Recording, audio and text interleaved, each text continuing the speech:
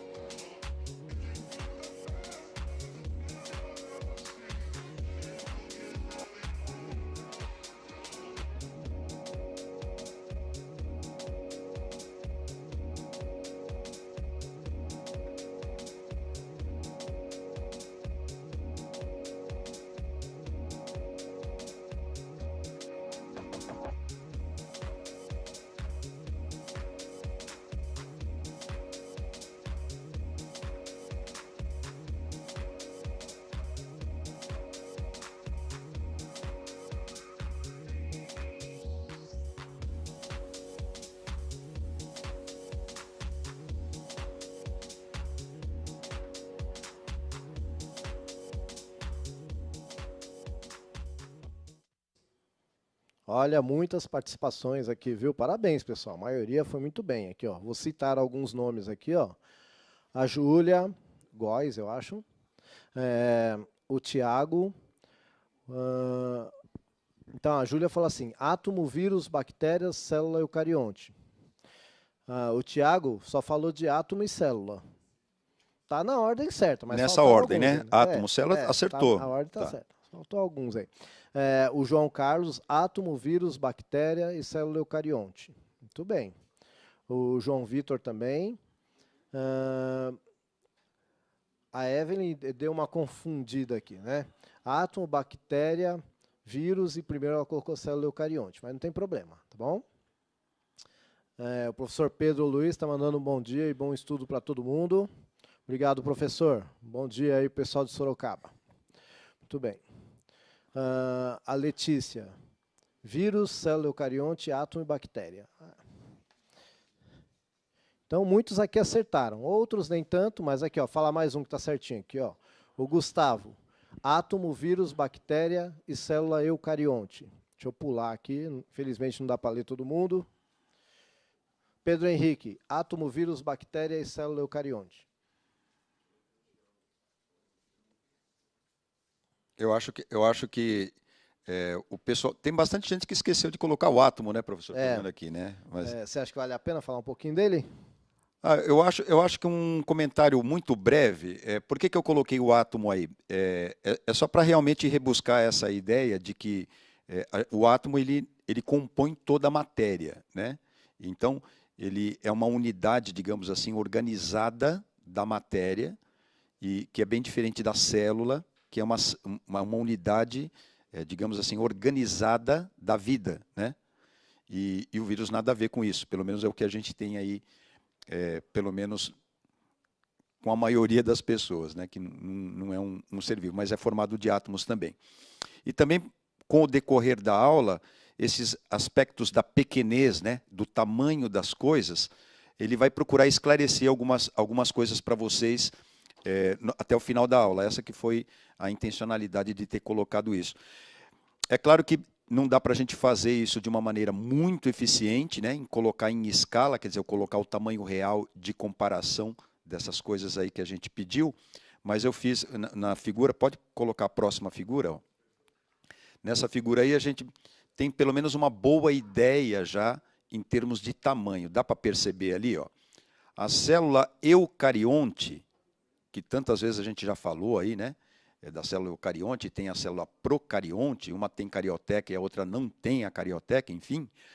A célula eucarionte, aí no desenho, na figura, você está vendo que ela é pelo menos umas 10 vezes o tamanho da célula procarionte, que é a bactéria, né? Olha só a comparação, está vendo ali, ó?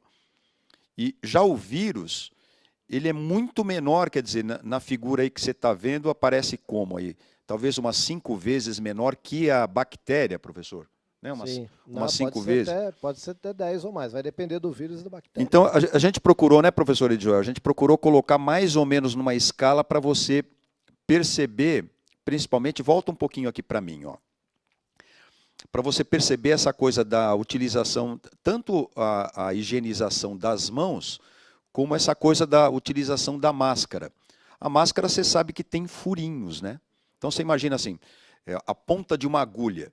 Será que você consegue fazer a ponta da agulha atravessar a malha de uma, quer dizer, a trama ali da máscara? É uma coisa bem pequenininha, né? Por isso que a máscara, ela, desde o começo da nossa discussão, né, professor? O que acontece? A gente começou lá com a máscara e teve aquelas histórias de que se todo mundo fosse buscar as máscaras, faltaria o pessoal da frente de batalha, que é o pessoal da saúde e tudo mais, para fazer os atendimentos. E aí ficou um pouco nesse impasse, depois veio as máscaras que todo mundo poderia fazer em casa, com pano duplo, agora tem essa questão de filtro, é justamente por conta do tamanho das coisas, né? O que pode passar pela máscara? Ora, se você tiver uma trama muito fechada, quer dizer, vamos pegar o contrário. Se você tiver uma trama muito aberta, se ficar praticamente uma rede e tudo mais, na hora que você respirar ou aspirar, enfim, enquanto o processo da respiração, Até as células podem passar. A célula que eu estou falando é eucarionte, não é, professor Edjoel? Tem célula eucarionte que pode passar, dependendo do tamanho da malha. Agora, se você restringir esse tamanho, esses furinhos, aí pode ser que apenas as células procariontes, ou seja, só as bactérias consigam passar. Ou se alojar ali nos furinhos e tudo mais.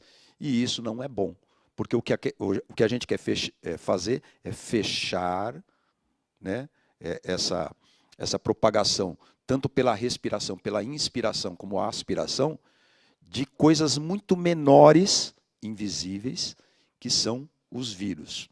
Aí vale a pena a gente voltar um pouco na figura para contemplar isso que eu acabei de falar. Olha os tamanhos das coisas, é por isso que a gente deve ter o cuidado na escolha da máscara, porque não é toda máscara que vai conseguir reter, fácil que o tamanho aí das coisas são diferentes. Ô Magno, mas e o átomo que você falou? Então o átomo é um pouco mais difícil, mas dá até para você ter uma ideia. Quando a gente fez esse desenho, o desenho foi feito lá com um editor de figuras, enfim, e esse editor de figuras você conhece muito bem, conhece às vezes até melhor do que a gente. Eu tive uns moleques aí que desenhavam bem pra caramba, faziam umas animações aí de coisa de profissional. Então você deve conhecer isso muito bem. A gente pinta, a gente desenha e tal, usando uns quadradinhos que são elementos de tela que você já deve ter ouvido falar, que chama pixel. Então ali onde você está vendo o vírus, está vendo ali, ó? Onde você está vendo o vírus ali desenhadinho, ele está bem desenhadinho, mas é que eu diminuí tanto a figura que ele acabou ficando um borrãozinho ali. Pois bem, ainda que esse borrão seja muito pequeno, ele é composto por vários elementos de telas que são os pixels. A gente pode fazer uma analogia, sem muito prejuízo, de que os átomos seriam esses pixels. Quer dizer, é o elemento que vai servir para desenhar o vírus aí da tela, vai servir para desenhar a célula procarionte e vai servir para desenhar a célula eucarionte. Entendeu? O átomo é esse elemento pequenininho de tela, de figura que eu vou usar para desenhar. Legal? Essa coisa de tamanho é importante, eu espero que você tenha entendido aí. E vamos para frente. Agora vamos falar propriamente aí do que a gente trouxe aí para a discussão, que primeiramente eu vou te falar que eu preparei essa aula, eu tenho que agradecer imensamente aqui ao professor Joel, porque eu pedi para ele ceder essa aula para eu preparar, para eu poder aprender um pouquinho e misturar um pouco dos conhecimentos e tudo mais. Então, vocês vão perceber que em diversos momentos ele que vai me dar uma ajuda aí, né, professor Joel? Que isso, que a gente é parceirão aqui. Bom, você conhece uma ou mais doenças que requerem vacinação? Quais são elas? Responde para a gente em 3 minutos aí no chat, por favor.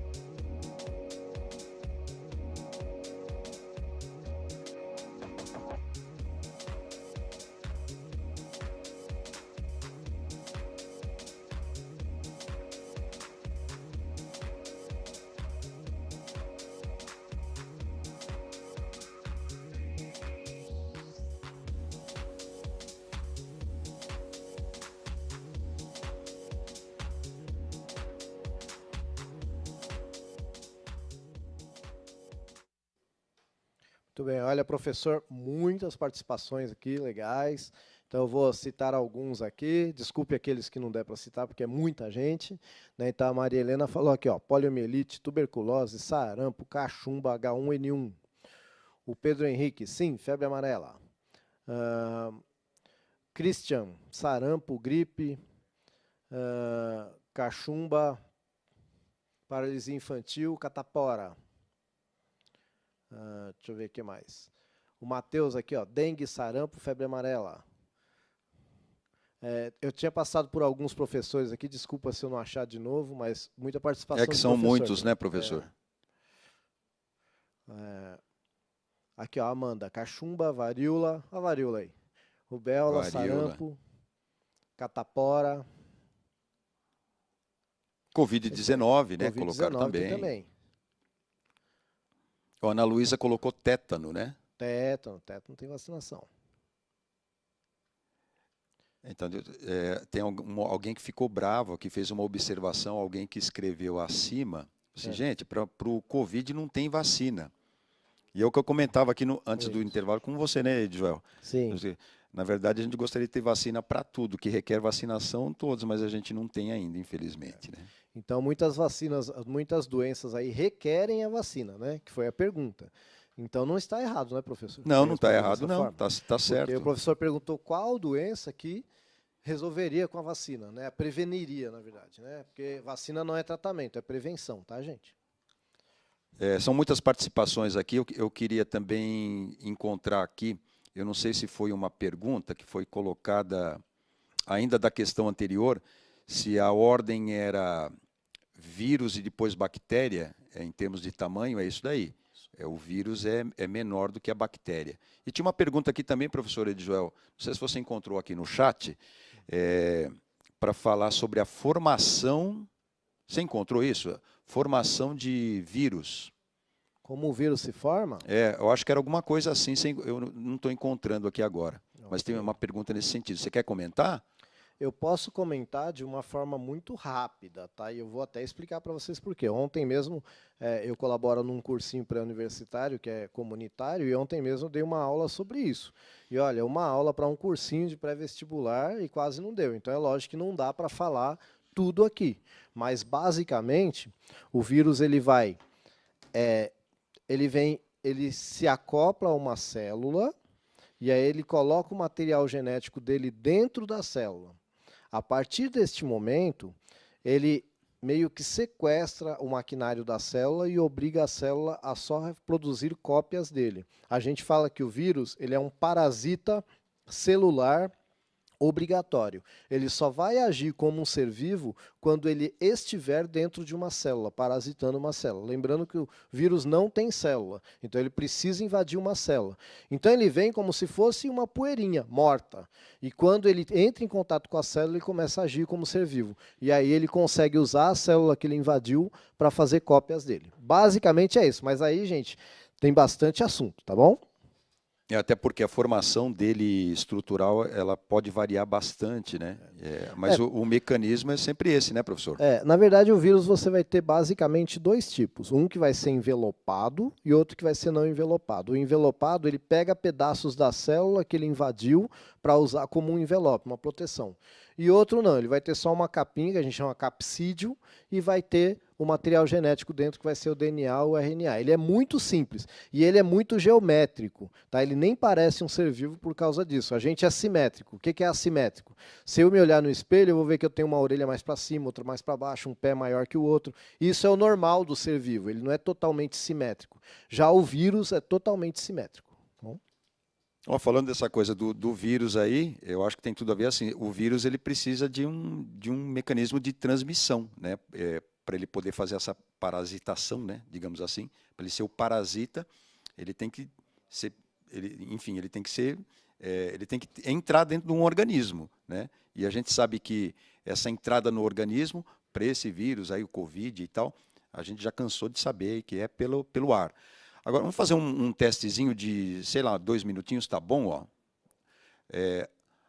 As duas doenças que estão relacionadas principalmente aos morcegos, mas que não são transmitidas unicamente por eles, são, o que você acha? Histoplasmose e coronavírus, transmitida por morcego, mas não são transmitidas unicamente por eles.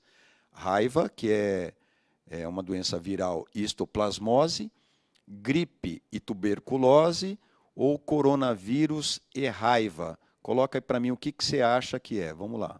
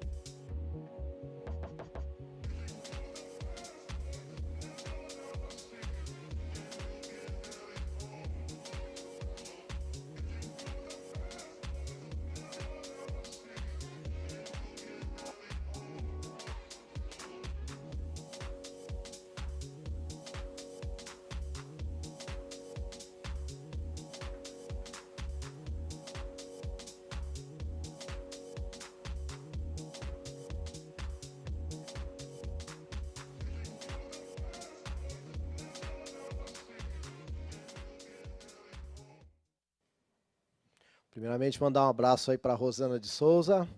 E assim, ó, professor, a maioria, que a esmagadora maioria, foi de D. D de dado. D de Olha doido. só, hein? Aí Coronavírus, depois, então. Aí depois começou aqui, ó. A gente tem o Kevin, que foi de B.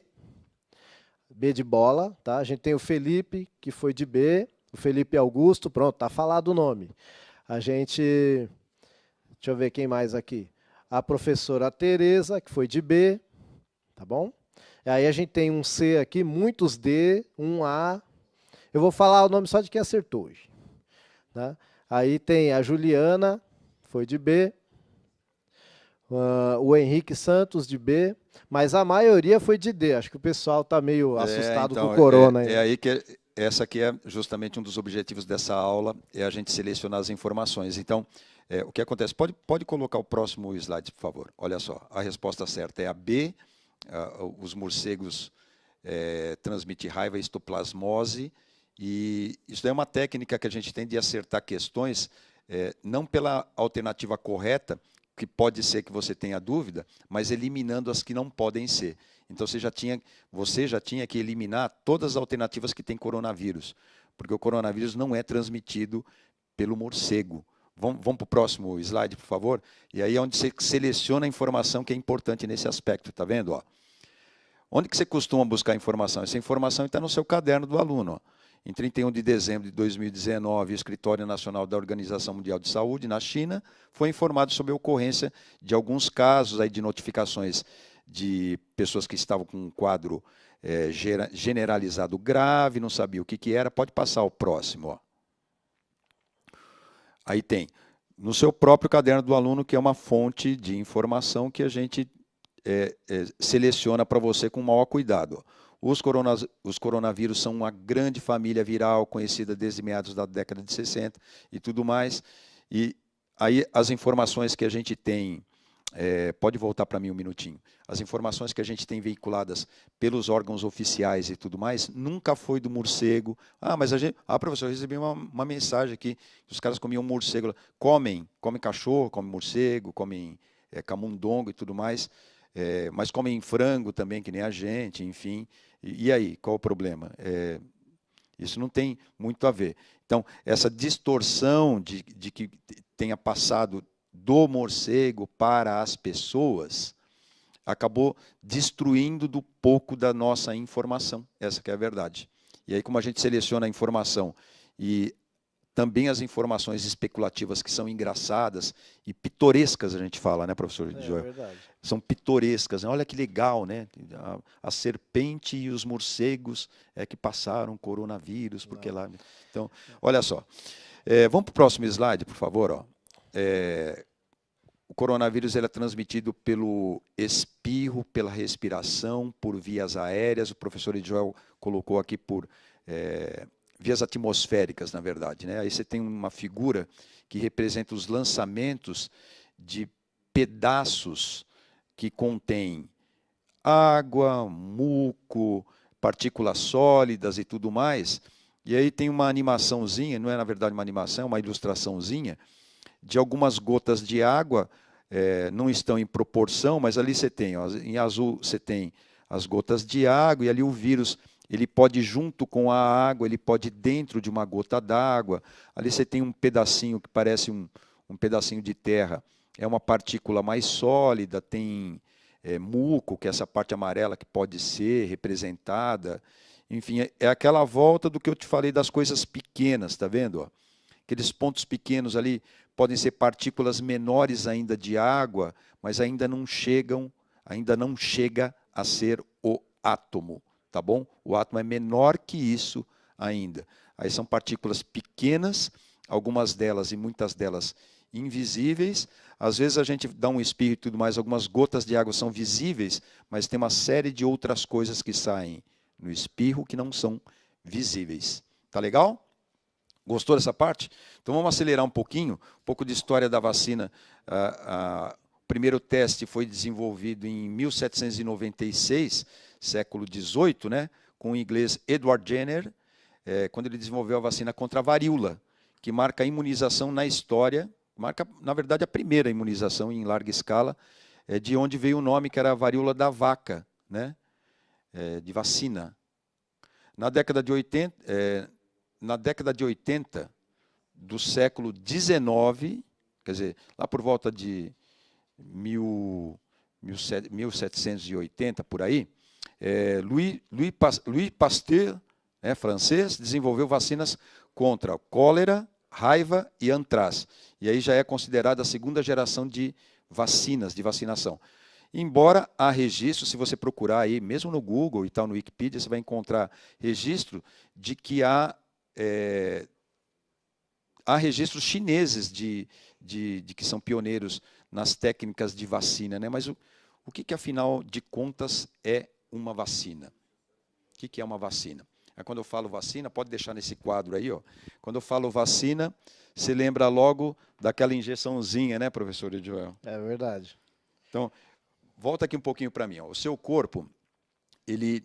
o professor Joel que vai me ajudar agora. Opa. O seu corpo ele já tem uma resistência para corpos estranhos. Né? Quando um corpo estranho entra via aérea, via pele, via secreções e tudo mais, o seu corpo já tem um mecanismo de defesa que a gente acredita que durante a evolução a gente foi desenvolvendo, que são os anticorpos. Né? Então, um organismo estranho entra dentro do seu corpo, ainda na corrente sanguínea, já corre ali para produzir os anticorpos, que são os glóbulos brancos. Exato. Certo, professor? Isso. Aí, esses micro-organismos que invadiram o seu corpo, eles têm que ser destruídos. Aí eles são destruídos em função dessa destruição, dessa aniquilação, quando a gente consegue, é claro, por conta do seu organismo, há então a produção desse anticorpo, de uma memória do nosso corpo, a partir da destruição, para que da outra vez que entrar um anticorpo desse tipo, ele já saiba exatamente como combater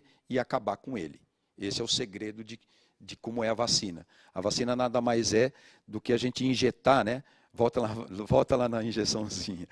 a gente injetar uma proteína, um micro-organismo, que a gente chama de antígeno, né, professor Edjoel?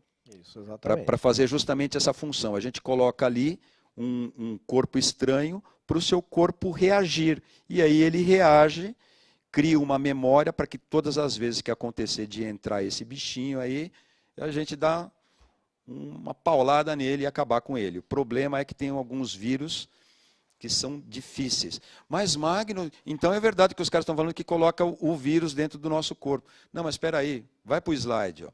Quando a gente coloca esse vírus, esse micro-organismo, para o seu organismo combater, a gente pega um vírus, mas não pega o vírus ativo. A gente pode pegar o vírus que não está ativo, pode extrair dele algumas funções, né, professor Edjoel? Pode ser, inclusive, o vírus morto. Exatamente. Você pode pegar partes do vírus, o vírus morto, ou ele inativado em várias funções.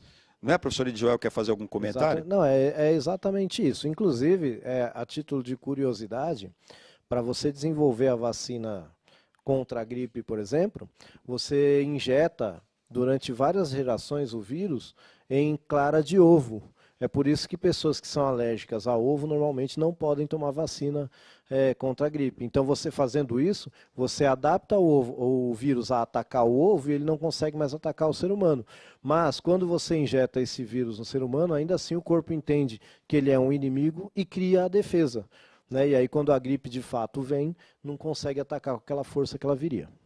Aí eu vou falar uma coisa pessoal para vocês. Eu, quando comecei a preparar essa aula e voltei, a gente às vezes fica sem estudar muito, e estudar sempre é muito bom, porque às vezes sempre tem alguma coisinha que você pode acrescentar. Eu fiquei pensando, poxa, mas como é que os alunos vão entender essa coisa, que para combater o vírus tem uma memória?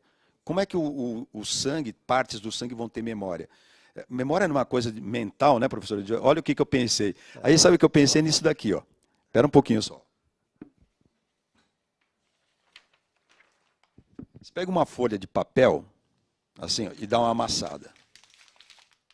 Né? Dá uma amassadinha. Aí o que acontece?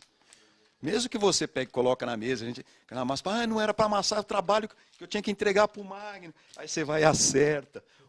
Não adianta, porque o que acontece? Olha só, essas marcas, elas, dependendo da profundidade, a força que você usou, elas ficam... É uma memória do papel, ele ficou na memória. É mais ou menos essa ideia, não é uma memória mental, é uma memória ali que a gente que a gente guarda no sistema. Entendeu essa parte aí? Então a vacina é isso. É você pegar um vírus atenuado, né, inativo, e usar injetado. Se bem que a gente tem, alguém falou aí da vacina contra pólio, né, professor? Que é uma Sim. gotinha, tem essa vacina também, que você já deve ter tomado, e tal, mas funciona da mesma forma. Legal? A aula está acabando já. Puxa vida. Né? Vai ter que fazer mais uma aula disso, professor. Então, na verdade, eu senti que eles ficaram loucos para saber mais sobre a história da vacina. Então, essa aula já está pronta. Já tá legal. Em breve. Tá ótimo. Então, vamos para esse chat aí. Ó. Só para a gente fechar com chave de ouro, um minutinho. Então, o que você acha? Quem protege contra o vírus é a vacina ou é o sistema imunológico da pessoa? Responde aí para mim um minuto.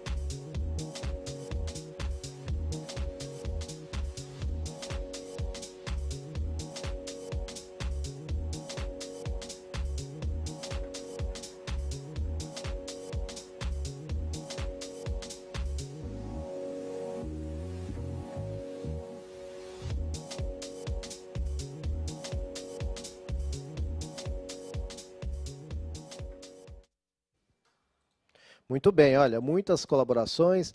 A gente tem aqui o William, a Bianca, o Vinícius, que muitos aqui colocaram os dois juntos, né? Sistema imunológico. A Laura colocou sistema imunológico, mas a vacina ajuda. Quem mais? Aqui, ó, a Amanda colocou sistema imunológico. A Maria Luísa, sistema imunológico. Tem o Luiz Paulo que escreveu também o sistema imunológico. A vacina só aumenta o sistema imunológico. Legal, né, Ed? Ó, o pessoal pegou legal aí. Você quer fazer algum comentário? A participação, eu acho que o pessoal entendeu bacana aí eu o acho que é assim, o sistema imunológico que vai te proteger, tá bom? A gente poderia comentar mais, mas a gente vai ter mais uma aula sobre isso. A vacina deixa você imune, mas quem protege é o sistema imunológico, a Alice escreveu. Então, eu acho que a gente realmente merece mais uma aula sobre vacina, a gente está com ela preparada, a gente vai chegando ao fim. Um abraço a todos, valeu. O Edjoel tem um recado aqui importante para passar para vocês aí. Isso aí. Conte pra gente o que você achou da aula que acabou de assistir. Olha que legal, agora você pode dizer o que achou dessas aulas. Você pode usar esse QR Code ou entrar pelo link no final de cada aula e deixar a sua avaliação. Gente, um abraço e até a próxima.